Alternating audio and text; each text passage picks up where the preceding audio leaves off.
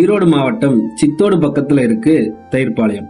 இங்க முட்புதர்கள் நிறைஞ்ச பகுதியில ஒரு குளத்துக்கு பக்கத்துல படுத்திருந்தாங்க 70 வயசான அங்காய் பாட்டி.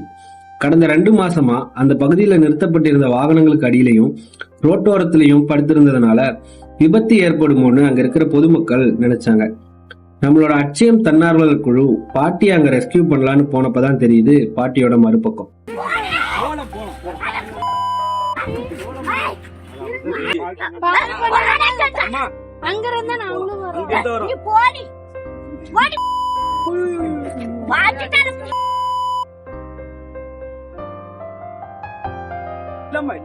ஒண்ணு பண்ண மாட்டாங்க.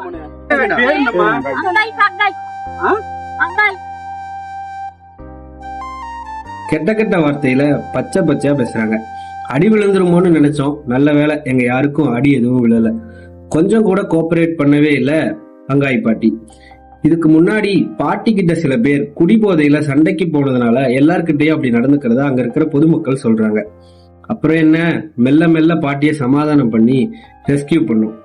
இப்போ பாட்டி நம்மளுடைய சோலார்ல இருக்கக்கூடிய அட்சயம் ஹோம்ல ஹாப்பியா இருக்காங்க.